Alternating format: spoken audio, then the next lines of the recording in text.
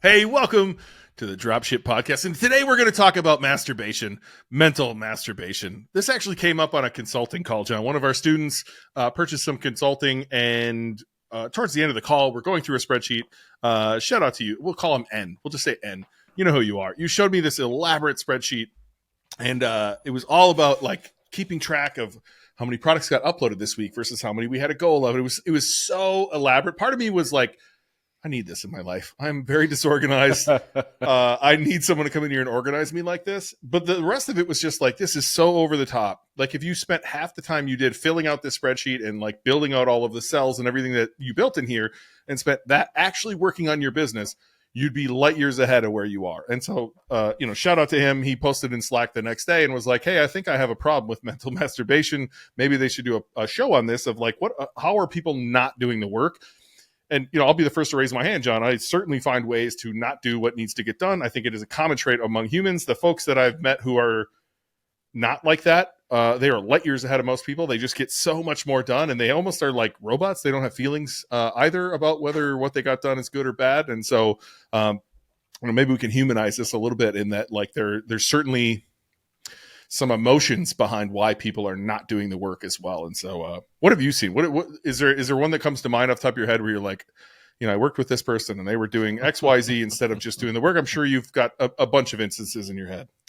Yeah, probably the one that comes up for me the most, given my background of working with other people, that I've seen the most often is checking data or data, however you like to say that. So like constantly being in your Google Ads account or your ads accounts or your Google Analytics, just looking at numbers, trying to tell yourself that looking at numbers in and of itself is doing something, So like people who probably are earlier in the journey will start running paid traffic and then they'll obsess about it.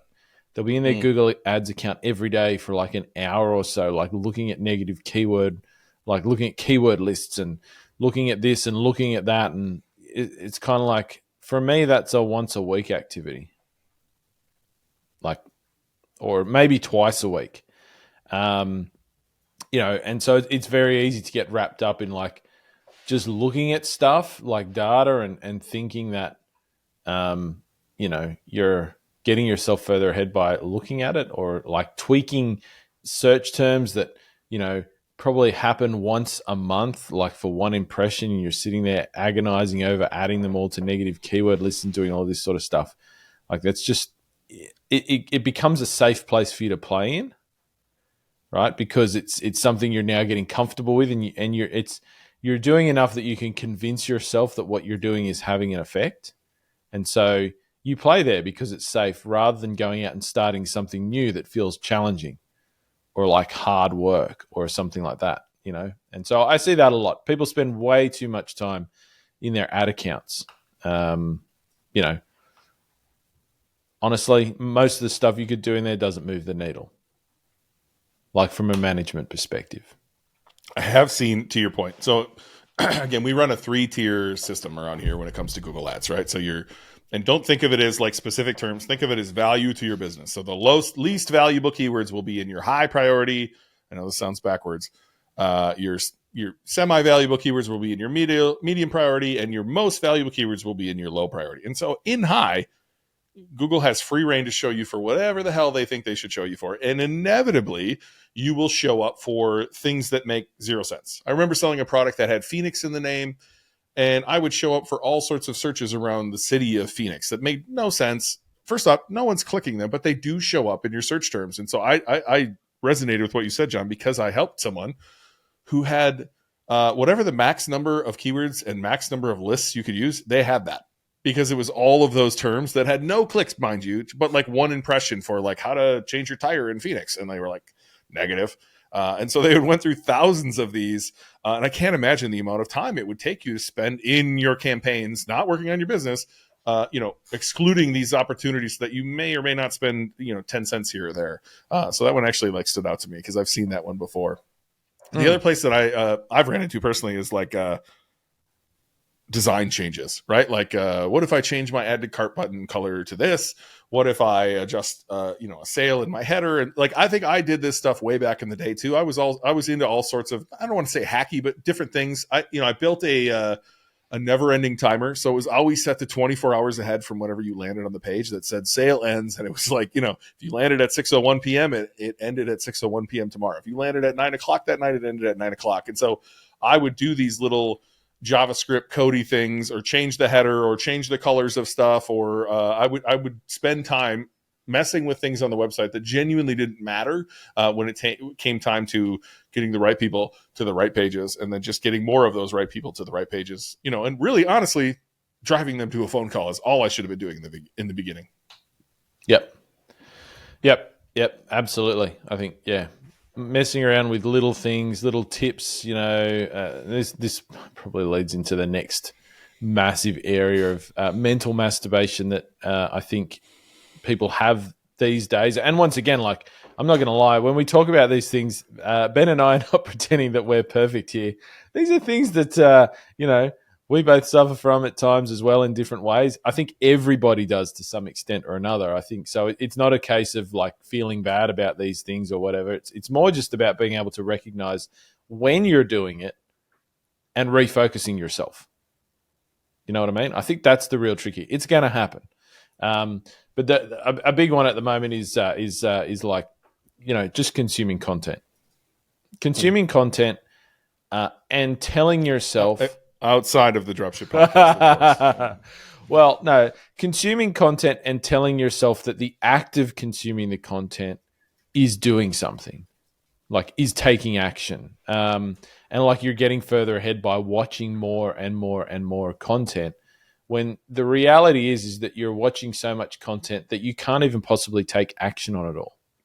Or that you're watching content that's not even the right content. So that was leading on from your last point about, that like spending a lot of time with little hacky things, little changes here and there. Like I think I was the same earlier on in my journey, where I would constantly be looking around for little ideas about things I could tweak, and, picking up little tips off here, there, social media, YouTube, Twitter, like wherever you hang out, and being like, oh, I heard this person over here talking about doing this little thing on your product page, so I'm going to go and do that. And then I heard about this other person over here talking about this little thing, and I'm going to go and do that. And all these little hacks are going to add up for me, and blah, blah, blah. And it's just like none of them ever really moved the needle at all. Right. And so I think, consuming content is important. Yes. Particularly at various stages of your journey, it's probably more so than others. Like when you're at the start, you need to learn stuff, right? Yes, absolutely. And you have to consume some form of content to increase your knowledge. But at the same time, it's mental masturbation if you do that and don't take action. Like actually you listen to that thing and you go and do it. And then you listen to the next thing and you go and do it. You don't listen to 50 things and then forget the first 40 and do the last 2. That's like terrible. It's like such a massive waste of your life. Right? Dude, I was the king of this, John. I've got notebooks. Like I keep them from the old days. Heck, I still have Apple Notes that are just like, I should do this and this and this and this and this and this. And the list never ends. It also never gets done. It just gets added to. And so, to your point of like, we're examples of this. That is a great example for me. Oh yeah. Shit. Yeah. I've done it so many times. I mean, this is all the time. Like I'll be reading about this thing and then I have to stop myself and say, hang on a second, dickhead. You're not actually going to do that in any of your businesses. Like you're reading something that sounds really cool, but like it's not even something you're either at a stage to do or is relevant to your business model, right? Like you're just not going to do that. Like, and you've got to stop. Just stop, dude. Stop, and go and actually do something because you know what you need to be doing, right? You know what you need to be doing, and I think when I look back at a lot of the people we've had in our course, Dropship Breakthru. Like if you're in Dropship Breakthru, like literally you got the full program. You don't need to consume anything else about high ticket dropshipping.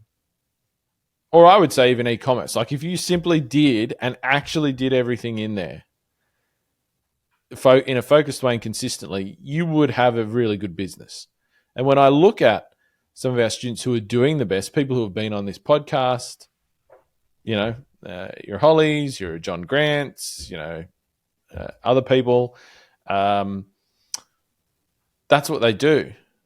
That's I would say, like, I'm not saying that they've implemented everything that we show them to, but like, they just do it. They go and they do stuff. I think that to me is the hallmark of successful people that we've worked with. Is the common trait that unites them all is they just get in there and they do work. It's not always perfect, but they learn something from you, from me, and they just go and do it. And I don't think they're wasting a lot of time on consuming content often. I think there's a bunch of mindset stuff connected here too, right? Sure. Even for me personally, fear of failure has never been a big thing for me. Fear of success was, which is really weird. And I could talk through both if you're curious what that looks like. But often you'll find yourself not doing the work because you're scared of fail. You're scared of, if I finish this, then there will be a judgment result. I either did well with this or I didn't do well. I failed, right? And so if you never actually do it, you can tell yourself, well, if I would have done it, I probably would have been successful. You never actually have to find out. You never have to, as the kids say, fuck around and find out, right? Like, and so fear of failure can hold you back from doing those things. Conversely, fear of success can also hold you back from doing those things, but in a completely different way. And one I truly struggled with myself was I grew up in like, I don't want to say poor. We were like lower middle class is how we grew up. And, I was told often, mostly by my grandma, who was like really at the poor end of things. Like my dad grew up, he had an outhouse till he was 13. He had to go shit in an outhouse in the middle of winter till he was 13. Like that's wild. That's how poor he grew up, right? And so my grandma was a step below that. And she would just be like, we're poor, we're connected, we'll never be anything. You'll never be able to afford to do this. You'll never, blah, blah, blah. And I found myself like escaping that through entrepreneurship. And, it's one of the best things that ever happened to me, truly. But through that process, I was holding myself back, wondering, if I take this next step, if I do the work, I'm going to go to the next step. And what are my family members going to think of me? Who am I going to be to them? Because like I prove their story wrong. I'm also just like, I turn into they or them who they bitch about on every holiday. You know what I mean? They want me to come in on Black Friday. I turn into that. And so that actually scared me away from doing the work because I didn't want to lose the relationships that I had in my life. And so whether it's fear of failure for you, or whether it's fear of success or something completely different, don't sleep on the mindset aspect of this. I know John and I, we preach often to our students what Valentina can do for them. Valentina was at our last live event. Elliot Rowe and Valentina will likely be at Salt Lake City in July. We'd love to see you there if you're a member of our course as well. Mindset's a big deal here, and I think too many people get caught up in the what if. What if I fail? What if I succeed? Even that holds them back from just doing the work and finding out, because the time's going to pass anyway. Why sit in that the emotional spell that you end up sitting in and finding other things to screw around? For me, it's poker. I'll just have like a poker game going on the side here, and it's fine for most of the day until I'm pretty good at poker. So I end up getting it to the final table, and then it's like, oh, thank God I don't have to do this thing over here. I can focus for 2 hours on the final table and try to win $19 or whatever small tournament I'm playing in. And so yeah, mindset's a big, big thing here. And so I'm not even sure I'm qualified enough to address it. I'm happy enough to share my story, but I think that comes up for a lot of people. And like I said back in the beginning, there's these robotic people who are 100% on the spectrum, as I probably am as well, who just like don't have emotions. They don't care. They just execute. Whether they succeed or fail, however you want to word those things, they just learn from it, move on to the next thing, and they just keep doing and doing and doing. And they tend to be the most successful people I've ever met. They're emotionless and they just continue taking action. Yeah. I think the fear of success thing that you mentioned, I think that's a really interesting one. I think it's one that people overlook. I was reading a bit about this the other day, and I can't remember off the top of my head where I should be attributing this to. But I thought it was a really interesting take on it, is that fear of success is actually much bigger than people think, right? If you think about fear, what does fear come from? Often it comes from change. So we're fearful of change, right? Of things changing. And so everybody focuses on fear of failure. But like when you look at what failure actually means, it means zero change, right? So like if you fail at doing something, you're in exactly the same place you're in now. So let's say I'm going to start a business and it fails, like a dropshipping business, you're not going to be backwards financially, really. You're just going to be where you are right now. So you won't actually experience any change. So how can you be fearful of that, right? However, on the flip side of that, if you're successful, everything is going to fucking change. Everything in your life, like take it from me, everything in your life is going to change. You are going to change. Your relationships are going to change. You're going to lose friends. You may even lose connection with family members. I can tell you this, right? If you're married, you're going to turn into a different person. Your partner might not like that. You know, your friends are going to look at you differently. Like, all these things actually change when you're successful. And that actually drives a lot of fear that people don't recognize.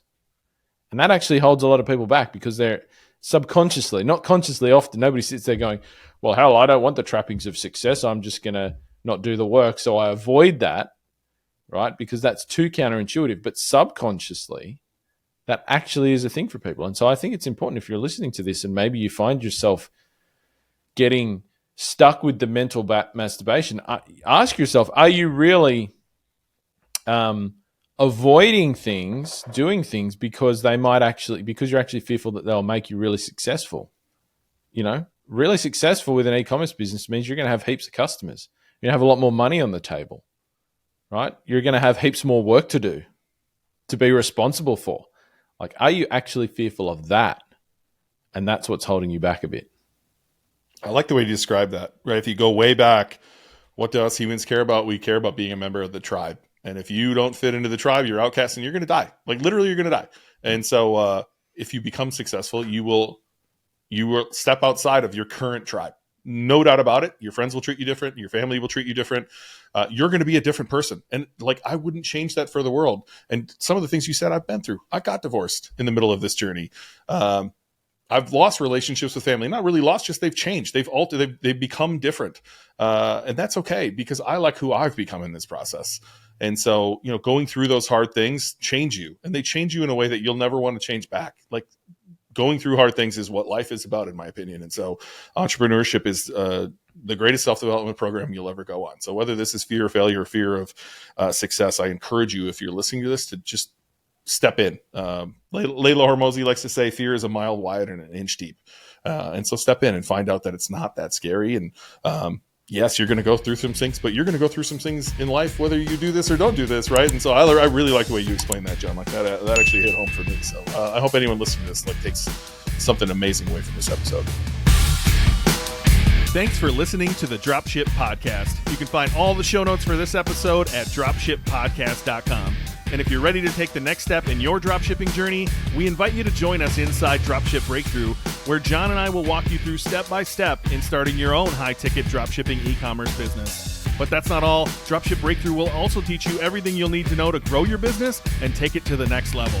So head over to dropshipbreakthru.com and sign up for our free training that will help you take the first steps towards building and growing your own profitable high-ticket dropshipping business.